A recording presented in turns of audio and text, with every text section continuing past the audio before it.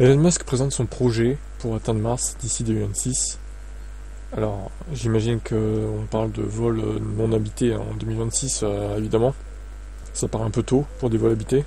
Musk a annoncé que SpaceX prévoyait d'envoyer 5 vaisseaux spatiaux sans équipage vers Mars au cours des 2 prochaines années. Ce calendrier correspond à la prochaine fenêtre de transfert Terre-Mars, un alignement orbital qui se produit tous les 26 mois, lorsque les deux planètes sont les plus proches l'une de l'autre.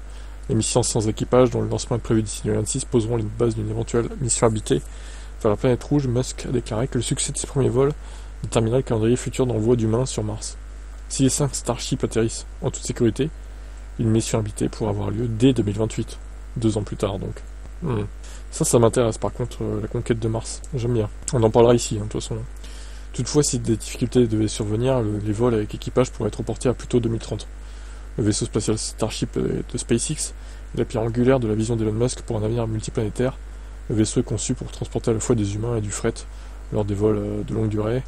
Avec la Lune et Mars comme destination principale, le vaisseau spatial a déjà fait preuve de performances remarquables, notamment un retour réussi de l'espace et un atterrissage dans l'océan Indien plus tôt cette année. Une étape qui a marqué un tournant pour le programme. Musk, connu pour ses prévisions parfois optimistes et souvent fluctuantes, avait déjà déclaré que des humains pourraient atterrir sur Mars d'ici 7 ans.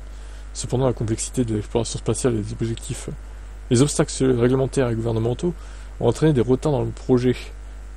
Cette mission, qui utilisera le Starship de SpaceX, pour son premier atterrissage en équipage sur la Lune depuis plus de 50 ans, a été reportée à septembre 2026. Dans un récent message publié sur X, Musk a souligné l'importance de saisir l'opportunité actuelle d'établir une présence humaine sur Mars. Il a averti que les lourdeurs bureaucratiques et la réglementation gouvernementale pourraient freiner le progrès, comparant les retards du programme Starship au projet de train grande vitesse en Californie.